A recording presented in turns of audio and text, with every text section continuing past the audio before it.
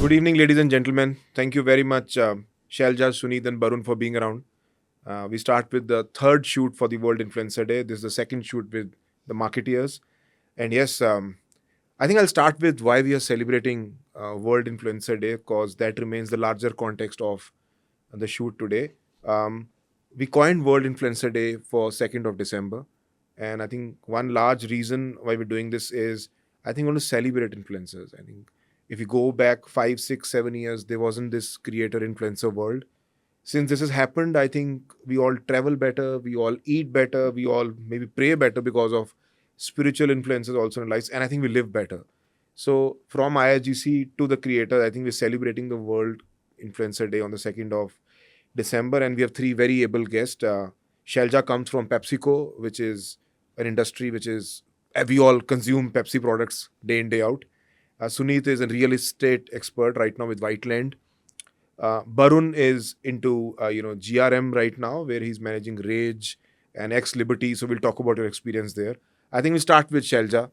Shailja, if you could just introduce yourself in the way you want, and maybe tell everyone that what was that one moment where you realized at PepsiCo or in your career that influencer marketing or influencers are mainstream serious people. It's not 1% of my entire media or other work, but this is fairly serious. When did that happen? So we'll start with that. Hi, I'm Shailja, and I work as Senior Director in PepsiCo. Prior to that, I've been in Britannia, Dabur, so I have 18 years of experience working across some of the most celebrated iconic brands in the industry. Uh, on influencers, I think the influencers ecosystem has really evolved over years that we've seen. And like you said, Sahil, I definitely agree that influencers have actually made our lives better in a lot of way. You don't need to live every experience, you don't need to know everything, so they bring a lot of knowledge, they bring a lot of content, and a lot of learnings for brands to imbibe, for sure. For me, my whole experience of looking at influencers only as a media channel or a part of a media, versus how do you really use them as a very strong or an entrenched part of your entire brand ecosystem came alive when we were on the brand lays. And this was immediately after COVID, and we realized that people loved the brand lays, right? There were a very avid, already a very strong influencer system who would always engage with our brand very strongly. And that was for us an understanding that you could also actually form a tribe with your brands.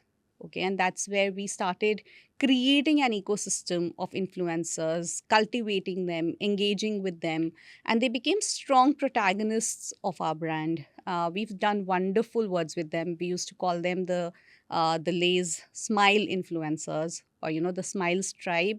And I think they brought a lot of positivity to the brand, as well as we had fantastic time working with them, co-creating with them, learning with them. So that was my shift in really understanding what an influencer ecosystem could do to your brand if you really use them not as one part of your media, but as an end-to-end ecosystem of your brand.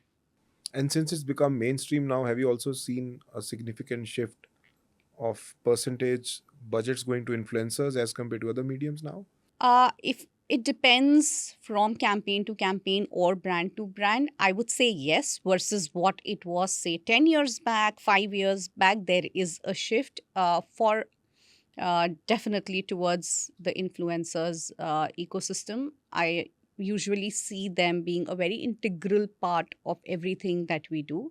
And sometimes, in fact, a lot of campaigns might be led by influencers, right? Especially when you want to really tap into culture, you want to tap into a particular kind of audiences, right? Or if it is more about authenticity, okay, or about us giving back to the society, then a lot of influencer ecosystem becomes paramount or central to it. Thank you, Shailja. We'll move to you, Suneet.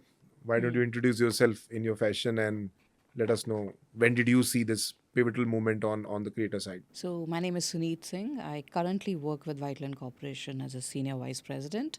And before that, I was with TARC Limited and Central Park. I also have my stints in retail with Aditya Birla and Future Group. So, overall, 25 years of experience. But influencer marketing is really a serious thing, which is really, really changed over the last decade or so, right? And we really noticed this across various brands that we worked with. But really, a sparking moment of that ecosystem really comes across when you start using the influencer marketing into performance marketing. Suddenly, that shift really actually showcase that you're getting results from this particular thing. You can create a beautiful brand, and especially in real estate, creating that product is so important. But at the same time, the influencer actually brings it alive, right? You can actually put that positioning, right, into more believable and experiential level content that how I live in my house, how I decorate it, what are the interiors into it, what are the wellness patterns that is getting followed. All these lives is also getting depicted through their words and the kind of shoots that they do. So I think that was the change that is really, really taking place. And I think real estate is doing pretty well, not only during the launches, but I think it's more of a sustained and a consistent level throughout the year kind of a pattern. And yes, digital spends have increased in our influencer marketing bit over the years. Yes, Barun, over to you now. My name is Barun Prabhakar, and my 20 years journey has been really very dynamic. I studied design and started my career as a footwear designer. I've been with a couple of good names in the country like Woodland, Relaxo, and Wildcraft, and eventually I moved into brand marketing. I've been with Wildcraft and RSPL, and then my last stint was with Liberty. I've been there for the longest of my career, and then currently I'm with GRM. What I believe, influencers were always there in our lives. They were helping us in many ways earlier. In fact, very early before the social media came to our life, it was in other forms. आज वो measurable हो गया है, आज वो visible हो गया है, आज वो ROI ड्रिवन हो गया है, but it was always there. I mean, just if you remember, क्योंकि सास भी कभी बहुत ही, if it is print, you can refer to many self led content which ultimately led consumers heading towards branded kitchenwares and eventually many products. Barun, any message since we move to the World Influencer Day? Yeah. Anything you want to say before we move on to maybe more serious subjects on around influencers? We'll just have one word from all of you on what do you want to do with the World Influencer Day? If you have a message for influencers, or Let's do content, and let's create content, let's consume content which are making impact in some better ways. That is what I can say. so needs World Influencer Day. What do you want to say? Two things. One is definitely the gratitude because these guys are doing a great job. But second important thing is actually being responsible content, right? Which is very important. Rather than just going, content can take any shapes and any direction. So just create a little bit of responsible content, make the world a better place. So I can tell you responsibility is something which creators are even extremely mindful of now. We were hosting 3 creators day before yesterday on the same studio, and one thing they said that they're extremely careful, cautious about what they are posting now. And I was even surprised to know, I was telling the other marketeers also in the morning that these creators also meet their top fans. A lot of creators go ahead and meet their top fans at a set frequency and hear from their audiences if they are liking their content, what more they want them to do, if they didn't like some piece of the content. So I think That is what I mean. You have to understand, you are only creating content, or you are in some way you are creating a community. And the influencers are also very some of them are very, very careful, and one of them also very clearly said that I never promote a product till the time I personally use it and like it. So she was very, very categorically clear. So yeah. Yes, Shalja, anything on the World Influencer Day you want to? I think there is a big meaning to the word influence, and all of us have to take that very seriously. But if I love what influencers do, especially some of them, and I would say that be authentic, be creative, but be very responsible because the digital ecosystem has really blasted, right? There are people who have access to your content everywhere, and even the youngsters who are forming who's still evolving, growing up, etc. So responsibility is very important. Moving on, I think while we celebrate all of them, I think there is one subject I would definitely want to touch upon. It's called Defluence. And we'll start with you, Shailja. I mean, without naming any creator or a brand, uh, defluencing also has become quite a fashion now. Creators with research or without research also come up and say this product isn't fine, this is not good. What is your generic take opinion on them? Do you think it should exist? Do you think it's blown too much out of proportion? Or is it making the brands also brands, I'm sure with large brands like yours, already very clean in what they do. But what is your overall take on the defluencing subject? So one, I would definitely say that in all the brands that I've worked with, and especially with a brand like PepsiCo, we are very, very, very cautious and responsible in what we provide to the world, right? And we are very specific in our labelings, in what we give. We give consumers all kind of products. So we've got a Quaker, then we've got a lot of zero sugar products. We use the best quality ingredients.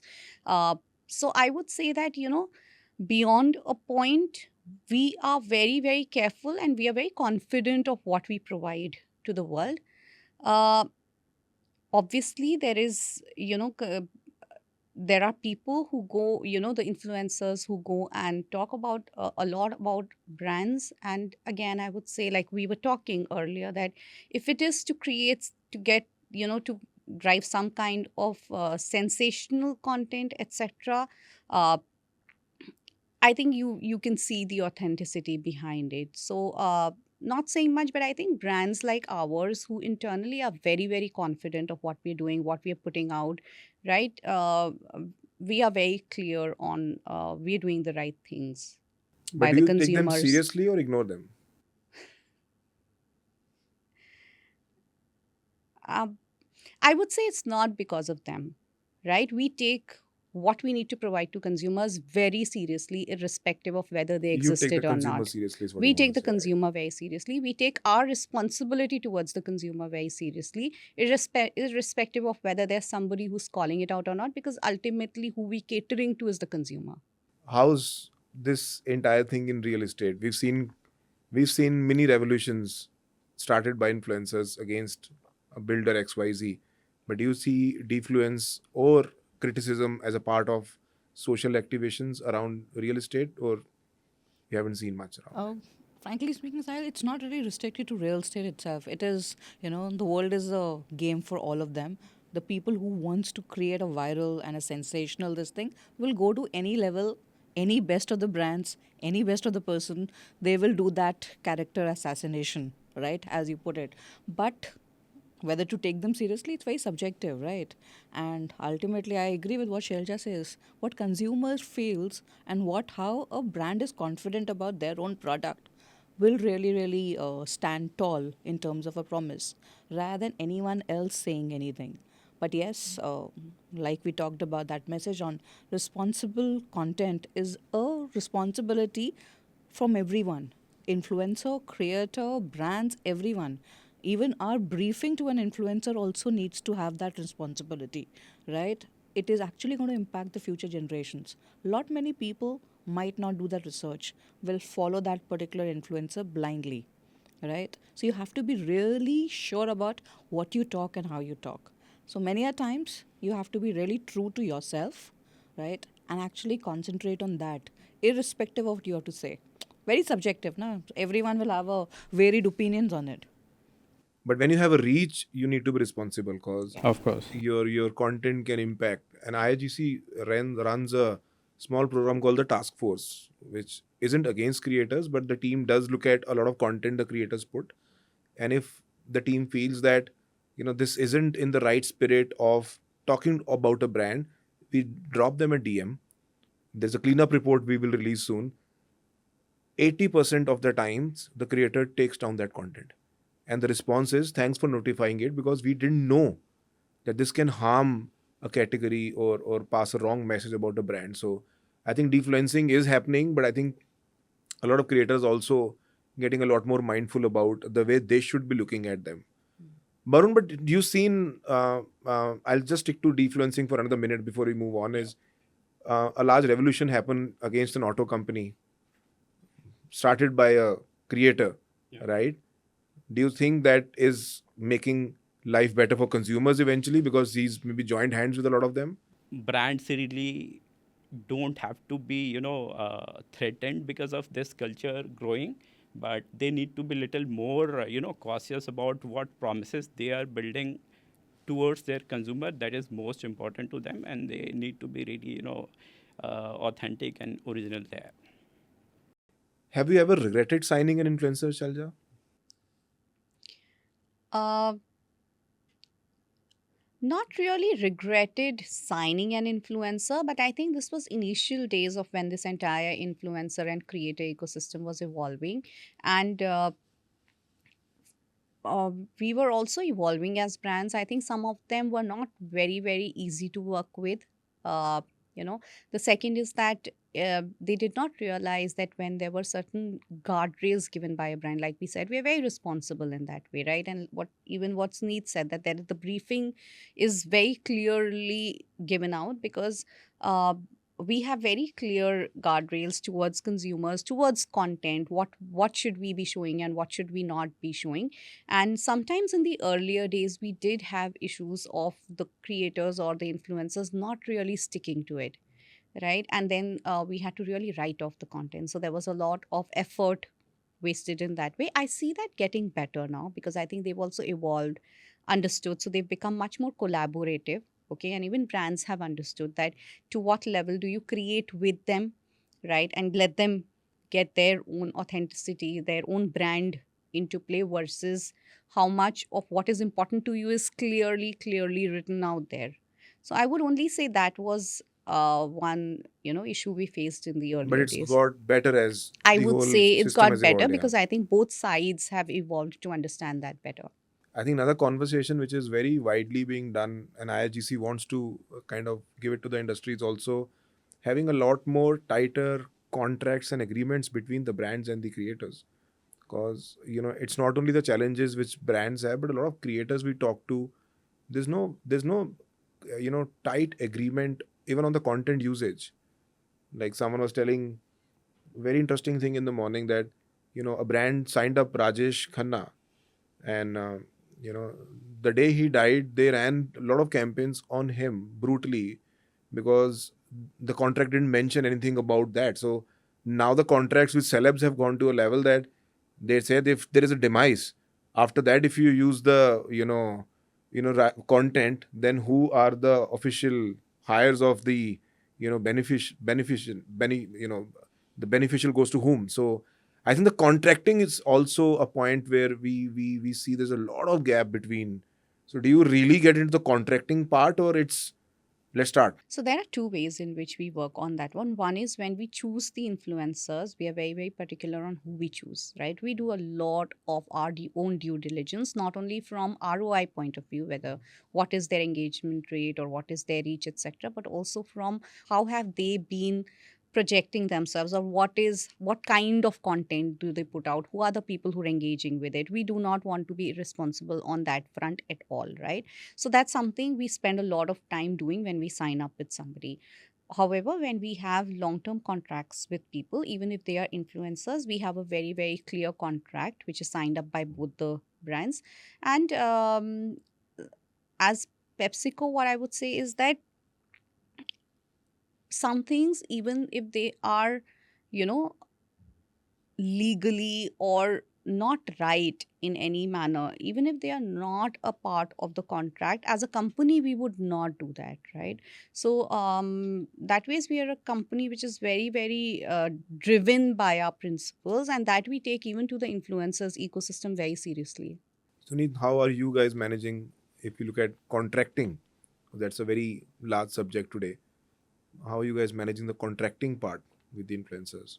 So contracting has its own due diligence, and this is done at multiple levels.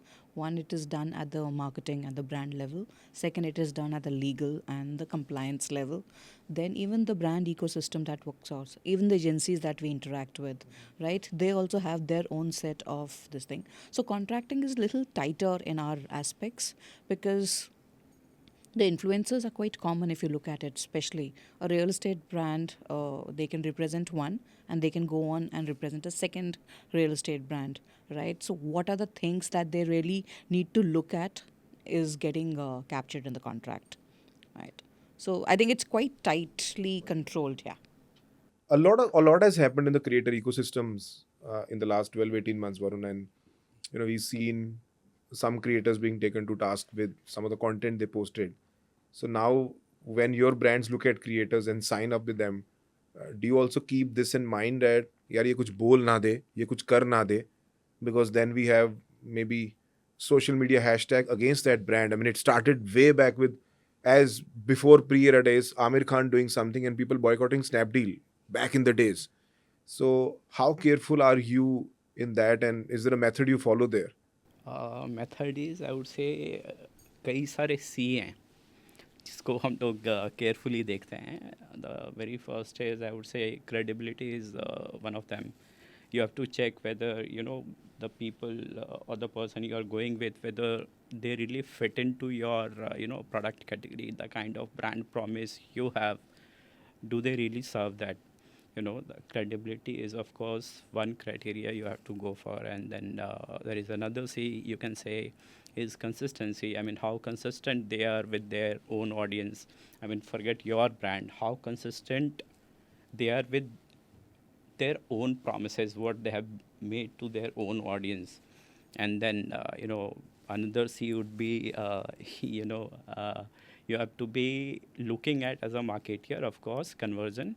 If it is conversion, mean not only sales, but is it converting to either a dialogue between the creator and the audience, or it is leading towards any it is taking your audience to your website and it is resulting in anything which is good for either the creator or the brand. So that is that C.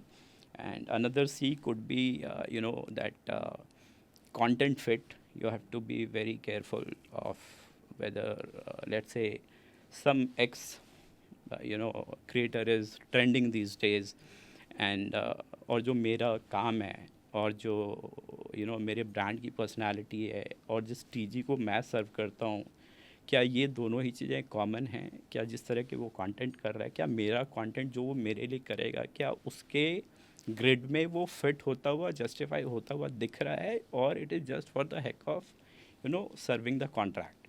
So couple of C's are there which you need to be really careful of. And I think I really like one point that Barun said, and I think you know the authenticity of the influencer is very important. You see so many influencers coming up these days, but I think the ones who are doing well are the ones who have a purpose, right? And obviously that purpose should somewhere land into saying, how do I impact the world positively? Because some of them have huge reach and followership, every kind of consumer is following them. uh, so if it comes from that purpose, then you know that they will be consistent, they will be credible, they will be very very cautious, or I cautious, not even cautious, but they will be very particular on what kind of content they're bringing, and consistency will happen. But what will also happen is that in order to get virality, or in order to get sensational, for a period of time, you will not see such influencers or creators doing anything wrong, because the purpose is much bigger, the purpose is very clear. And that's where when the brand's purpose and the creator's purpose come together, right, and their whole ecosystem of principles, values, everything comes together, is a great fit for both of them. No, I totally agree There's a with clear Varun. mismatch, yeah. Yeah, I think the audience has to match with what you're yes. trying to. So it is brands or marketers responsibility that you have to put as many filters you can before saying yes to anybody. And equally, influencers are also, have to be answerable to an extent. I think, but the flip side is also the fact that, how my audience also may stop relating with me. Of course. If I'm saying anything like, that's where IIGC on the 2nd of December, just putting that also here is the fact that we're launching the influencer certifications, right? So you have to go to iigc.org as a creator and do a 40-minute self-paced course, and you get an IIGC certified certificate, right? The certified. So you can then go and tell the world that I'm an IIGC certified influencer. I think from the brand side, Shalja, do you think that helps if you get a list of creators and these are IIGC certified, so they've gone through a basic know-how of what to say, what not to say, what not to do, because brands are worried that yaar ye kuch gadbad na kare, right? So what's your take on the IIGC certified? I would believe it's a very good step. So, because it gives the brands a very clean starting point.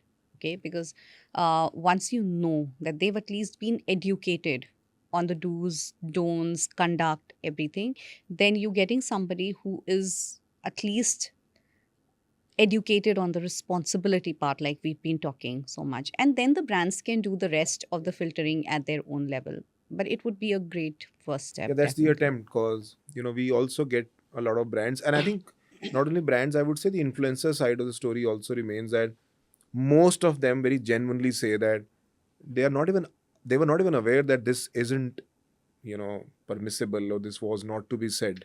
So ये तो मुसीबत है, कोई regulatory नहीं है. So if IIGC as a platform, if if certain things can be taken care by IIGC, तो I'm sure कि ये brands के लिए भी helpful होगा. really hope so. Suneet, what is the definition of a good influencer for real estate? Let's say, I mean, since you're a real estate expert, when you look at a good influencer and you say, I have this launch or there's a handover, what is that you look in a good influencer? Obviously, there are data points, but what beyond that do you look at? I think relatability of my consumer with that influencer is the top notch thing that we actually look at from a perspective of choosing the right influencer. Though we will have our great brainstorming and different sets of influencers evaluation, engagement reach definitely is the important perspective. But how are they related to my consumer, and the kind of perspective they bring to the table, right? So good thing is even the influencers are getting very professional, right? It is not a very organized setup, and I'm glad that IIGC is coming up with such a certified program. But it is also from their end that they are also looking at the nuances of the contracting, the scripting, the content development, and I think ideation. It is the most important thing is what are we really taking to the market, and which is actually having that particular impact where the brand objective is getting met, right? Influencer is also getting the due this thing because they also have a responsibility towards their followers, right? They follow, they have a great reach, right? So I think they're getting professional is a great step, and relatability is something that we really look at. Lovely. And do you have a platform wise strategy for influencers? Like, because most action in India is Instagram on the short format, long format is YouTube, and we have LinkedIn now coming up as a serious platform beyond jobs and career updates. So do you have a platform wise strategy, Shalja, or it's So uniform? for us, we still see, Instagram to be the most pertinent channel for products like ours or brand like ours when we see influencers ecosystem. Uh, we still feel that when you go into a platform like LinkedIn, we like keeping it a little more authentic, right? So when we want to, for example, if you have something like we did, like the Voice of Harvest, and programs which are very corporate driven, responsibility, where the ecosystem of, uh, the key. Um, Influencers ecosystem of that kind or that stature become very important is when we use Instagram selectively, but because we like keeping the content or the piece of influencers very authentic, we feel that Instagram is the right place to be there, because when you start taking that content to LinkedIn, you lose authenticity in a lot of manner, is what we feel. But yes, we do that at a lot of programs where key opinion leaders on what we're doing as a brand, corporate, etc. We do use that. Suneet, for you, do you have a different platform strategy? Yes, so we have a blend of all three major, handles. YouTube definitely works the best for us because it gives a detailed perspective of real estate, right? A consumer can really do a deep dive in terms of research and different key stakeholders' point of view on this. Instagram is a very visually led influencer platform for us. So showcasing the ambience, the lighting, the mood boards, everything goes with your houses or retail spaces. Looks into it. But LinkedIn is equally important to us, when it comes to thought leaders. Right, so thought leadership is a stake which comes across not only in terms of the end consumers but the corporates, the professionals who are actually the buyers for it, right? They take this very, very seriously. Even our channel partners, where the 90% of the real estate business is taking place, are there on that particular platform. So it is the blend of all three, but followed by YouTube, Insta, and LinkedIn. And what's in your category, Varun? You want to I give mean, totally people depends. I perspective? mean, since CRM has a mix of brands under it, I mean, and every brand has its different TG, different set of TG, and different set of purpose of the brand we have. So it totally depends on that. अगर let's say कोई product marketing करनी है मुझे, and I really my core purpose is to educate my customers about that particular product. So of course that content needs to be little long formatted. So of course that strategy will be totally different from what reel sort of thing which works good on Insta. That criteria would be different. Shalja, you want to talk about, just for the audiences to get some perspective on one influencer driven campaign, PepsiCo or otherwise, which you saw and said it's wow and exceeded expectations? Yeah, like I told you, we were in the early days, and I think that's a campaign which was very close to our heart. So we were actually launching one of our new flavors, and it was a very fun flavor, which is limited time, and there was a lot of fun aspect to it of people coming together, two new flavors. It was also around Valentine's Day, and that's when we started cultivating this entire, the smile influencers of PepsiCo. And we came up with an idea that because these people engage with us so much and we're doing something like this, let's send them out a nice, hamper, a gift set, which had like the flavors, but also it had nice, cool things you could do with some props, with the packs, a nice write up or a line. So very quirky, nice campaign, and it was very, very. I would say that we were surprised because to all the influencers we'd sent out this, the entire hamper or the kit.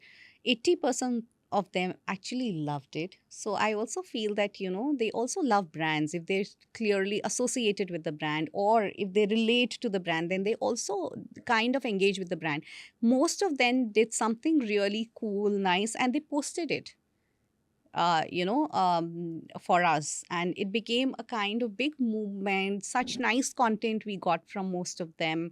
And they loved the fact that the brand had really acknowledged them, made them feel good about it. So I think it's also a two-way relationship. A lot of brands I see do this very well. Brands which have tribes, and there are a lot of them who are creating tribes now, right? There are athleisure brands, there are brands which are around biking. You see them cultivating these tribes and really, being very, very uh, mm, they really spend time, and they have this entire ecosystem which is not one way. And then I think is when true magic happens. There's a bigger unlock that something like this does over a period of time. But then, what's your take, Shelja, on a similar subject? Is one project, association with creators versus I'm going to do a year-long deal. So, is PepsiCo or the brands you're part of within PepsiCo looking at signing up influencers for a much longer duration? Because making tribes or getting into deeper relationship obviously needs a longevity, right? Or you still look at project, let me get this going, and next let's look at new creators. So what is your thoughts on long term versus one project association with the creators? We're doing a mix of both now, right? So we definitely do a lot of one time association also, because it depends on campaigns. It depends on what that campaign is trying to do, which brand are you talking about. It could also depend on, there is a new cultural moment happening, or there's something which is big, huge, and an influencer and you could together come, really uh, double the magnitude of what you could do with them. So it's not always possible to look at a long term association, because a lot of it is also driven by moments, cultures, and it changes, right? So you're not always going to be planned or prepared about it. For a lot of it, you have to be like very, very quick, dive into it and be very clear on who could do that the best for you, obviously with the right due diligence. But increasingly, when you see that there are influencers or people who've been very consistently doing a few things which are very relatable to you, right, or resonate very well with your brand values, culture, and over a period of time the two of you coming together could really create something bigger, more consistent. And also when you see that, you feel that the influencer will also have longevity. That's also a very important thing, right? Because people who will come in only for virality or sensationalism themselves will not show you the potential to do that. So when you see people like those coming in, we've become very open to doing longer term contracts with them, so that together we could plan things, we could do, do bigger, better, consistent stuff with them, and together create, a very relatable ecosystem for the consumers. I think a large chunk of creators we interact with are actually looking at long term partnerships as well now, because one thing the creators also keep on telling is that their side of the world is also very dynamic but also vulnerable.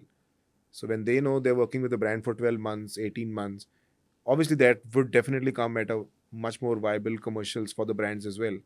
But I think creators also are looking at long term partnerships is something I would tell large spenders like you all, that they're on for large partnerships. Obviously, it goes with a lot of advantages for the brands as well, because if I'm a creator and I look at a long partnership, you would definitely put in the contract that I can't work with other competition of yours, Of course. which is to your Yeah. advantage, right? Yeah.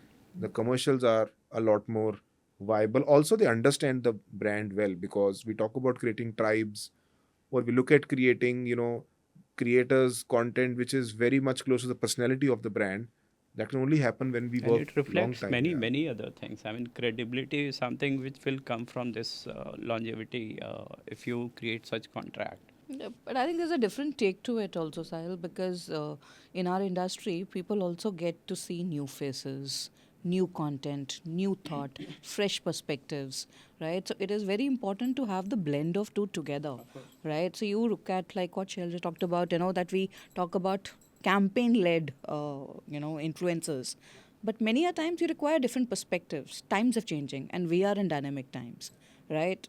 We don't remember what was the other big thing that happened few days back, because the next big issue is come up, or the next good thing has happened, so people are talking about that.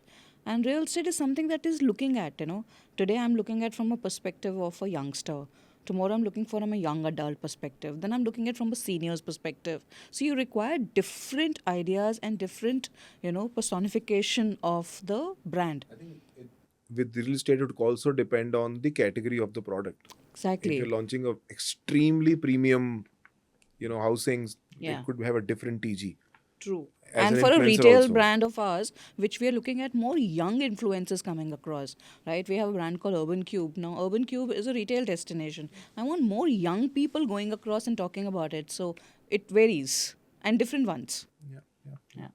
But I want to say one more thing here, which is that I do know of other brands who sign rosters of influencers with contracts. The bigger the bigger problem that happens is that, if you sign something like that, the influencer also then needs to start understanding that there is a lot that they could contribute and bring of value to the brand. If it becomes a one-sided relationship, or if it becomes like, okay, the contract is signed, now I have what I wanted to have, and now I'm free from that, then it becomes a problem. Because from a brand's perspective, why have you signed that person? Because you see value, right? And it's not only value of what reach they bring or what is the credibility that they bring, but also from that they know culture, right? They know what consumers are loving the best. Okay. So if I think the difference that influencers can bring, and some of them who can really shine out or become more important for brands, is when they start coming in, on their own, or taking that first step and telling brands that this is what you could do better, How right? different is it with celebrities then? Because when you sign a long-term celebrity and versus a long-term influencer, don't you see the challenge can be with both? Yeah, but it's very different, because when you sign a celebrity, and that's why they're called celebrities, and that's why people we sign as influencers are called influencers. And I'm not saying that they need to do this, but what I'm saying is that if you want to stand out in this cluttered ecosystem, especially in the brand's ecosystem, right, you could bring in more value, uh, you know, uh, rather than uh, being a passive promoter of the brand or doing what the brand tells you to do. But if you could come up with ideation, or if you could become a co-collaborator with the brand, because I think the beauty of the influencer ecosystem is that they don't only know their consumers, but they see consumer behavior in action every day, right? They hear live comments, they hear what's happening, they put out so much content that they know what is working, what is not working, right? If they start bringing in that value to the brands, especially when they start getting into partnerships of longer term with the brand. Because if you say, for example, a typical problem could also be that you sign an influencer for a long term contract and then you don't know what to do with them, right? Then you would not go back and renew the contract, or you would stop doing that specifically, because then you would say, I would do it when I need it or when I have an idea. So for the message for the influencers is, if you want a long-term contract with PepsiCo, also add value beyond your reels and content, right? No, no, Come look, to us with add intelligence, right? add more value to the whole table, right? So if I have a 12 month this thing, or a 3 or a 5 year contract, I can't foresee what is 5 years down the line I'm going to do with that particular influencer, right? So the trends are changing. If they put across that this is the latest trends, let's do this, I think the brands and this can collaborate and come out with something more exciting. What are some of the large red flags? Well, one side we're talking or advocating long-term contracts. What are some of the red flags, Suneet, when you look at influencers and, well, it's good for them to hear marketeers talk loud. What are some of those things which are red flag here? ये हुआ तो यार इसके साथ तो कभी काम नहीं करना. And do you want to tell this in a little unfiltered way so that it passes out as a good knowledge? We'll speak to all three of you on that. We'll start with you, Suneet. Okay. Not really so much as a red flag, but I think a repetitive content, right, becomes a little bit of a challenge, right? If I sign on a long term contract and if I get the similar kind of a thing, then again, as we were discussing previously, no value is getting added to it, right? So we need to really innovate. So that is an idea that becomes a red flag. Similarly, personality, talking about the competitors, being sensitive about it. Those are the things that we really look at. For you, Barun, any red flag? Already told you कि कितने सारे सी मैं देखता हूँ. सो ये आपको तब समझ आ जाता है जब आप अपना प्रोडक्ट किसी पर्सनालिटी को दे रहे हो, whether it is really fitting to his lifestyle और not. So you get to know at the very beginning of the conversation. Shalja, red flags from your lens?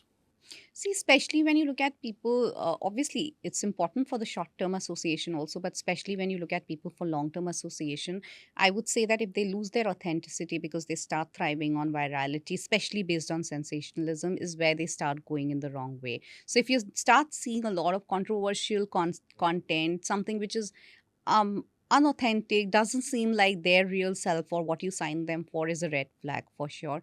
The second, I think, is the attitude that you bring to the table, right? So if you're bringing a very positive attitude, co-collaboration, if you're bringing in a lot of proactiveness to what you could add to the brand, it's very positive. Anything which is flip of this is a red flag to work for longer term. One of the marketeers in the morning said that one of the red flags, interestingly, is how many collabs they've done in a certain duration. If they're visualizing, and if they say that if the creator is extremely commercial already, then the audience eventually isn't going to resonate. So, does any one of you look at the number of deals they're doing at the same time? I would say it's important because if you're authentic, right, and if you stand for something, then you will automatically not do so many brands. It is impossible, right? You will choose categories, you will choose brands, you will choose what you will stand for. If you're trying to be so commercial, then you will not stand for anything, and that's important, that what do you stand for us. A lot of creators are also vulnerable up to an extent that they're all building their backups. Three creators, day before yesterday, all three have gone beyond creators. While we only talk about the large creators becoming entrepreneurs, but creators already think, yaar, ye forever nahi hai. So we'll start with maybe you, Barun, and what are your thoughts on the future of influencer marketing in the next couple of years? Where do you see industry growing, shifting? Where does it head from here from you? I mean, I can say possibly it has already started. What I can say is, आने वाले time में possibly founders or employees would become their, own face of their own brand. They will be talking more about their products and brands on social media, which will sell more to their consumers. Suneet, how do you see So the industry moving forward? I think it is gonna grow because there's so many young people also getting into it, right? I was at a brand launch and I see so many young influencers must be in their 20s and 30s, and I don't see much beyond that, but yes, it is a plethora of them, right? But what I really like about what you're doing at IIGC is streamlining it all together, right? So they know the do's and don'ts, and that is very good for the brands to assess and choose which one to go ahead with. So that is a very good step that is taking place. But this movement is going to go on, right? And I agree with what Barun is saying. Everyone is going to become an influencer in their own right, right? We look at influencer on one side, but all our customers are influencers, all our partners are influencers, right? All our consultants are influencers. What they talk in the market is equally important, right? Even our peer groups are, talking about it. So we have a concept called voices, right? And we just take in 60 seconds, what do you think about the brand? And that is really, really making a waves around it within the organization. Yeah.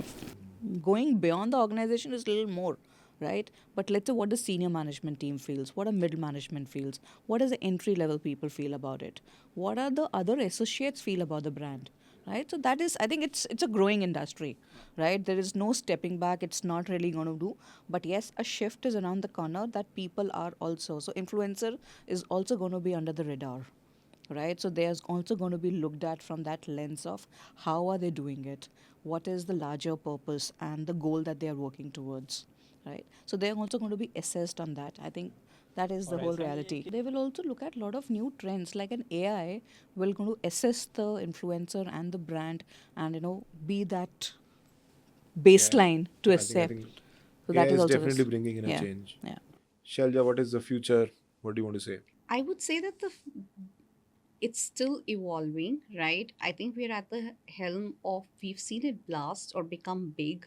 I believe that the influencers who have longer shelf life will be the ones who evolve with the ecosystem. One is they need to constantly reinvent themselves, because the reality is that every content today has a very low shelf life, right?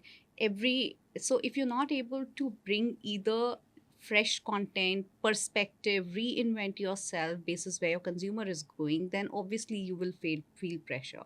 The second is, I think e-commerce saw that happening a long back, and influencer ecosystem will see that happening, is that from a mass genre to where do you see your expertise within that genre. So like when you look at comedy, right, we saw stand-up comedy really boom at one point in time. Okay, I'm sure most of us today know what kind of comedy we like, what kind of comics do we like following, right? From that being the first phase of anything available to me, to I being very particular on what kind do I know. So I think every genre or every sub segment of content or influencers will have to start thinking of what is their expertise within that segment. Now, what do they stand for? Second thing. The third thing I would say is that uh, if there are smart influencers, they should start looking at what else can they do instead of just creating content, right? So for example, a lot of companies have actually started creating focus groups, okay, with whom they do researches, okay, who are co-creators when innovations are launched, okay, and they constantly rely. So for example, if they are food creators, fashion bloggers, right, travel vloggers, etc., they could also now start becoming those key people who start telling brands or helping brands co-create with them, okay. So that's one part of it. The second is, how could you really co-collaborate or create with brands on content creation, not only your content, but getting into this whole thing of how is the content created today, what kind of content is getting bigger, right? So I think there's a lot of expertise beyond just creating your content, putting it out, which influencers, if they start evolving, understanding, or start putting that out, then they will have a longer shelf life, or they will have more to do versus only looking at it in one way today. Also, I think to the point which Suneet made on AI, what AI will do is that it will automatically give a lot of people a lot of information and easy access to the first step of how could you become a content creator or an influencer. It's become so easy to create content, right? So a lot of it, which was the expertise sitting in a studio or with somebody who had those kind of skill sets, might already be with everybody else. So anybody who's still sticking to that baseline, right, will not be able to add value. You need to start thinking a little more creatively on what is it that you bring to the table now. And the last thing I really want to say this is that whoever will look at it from a very short term gain perspective point of view versus being very clear on what am I building, for what am I building, and even if it means that in the short term you might not see spikes of those gains, right, figure your own long term, whatever that is. But for the shorter term, if you start doing things which become detrimental to what you want to establish as a brand, influencers are also brands, right, then that won't last long. Influencers absolutely brands. I mean, this is one conversation we've been having, that whatever personality they carry and whatever outcomes they drive, they're absolutely brands in themselves. And some of them do it very well. I would not take names, but we all know that some of them have done that so nicely, wonderfully well. Yeah, but there's also a take, the brand is not that you make it once. The brand needs to be made every day. You have to stand by that promise of that particular brand. So it needs to really walk the talk, right? You have to invest in that particular brand of yours, whatever you stand for. That's a wrap, ladies and gentlemen. Oh, Thank you very we much. broke your record.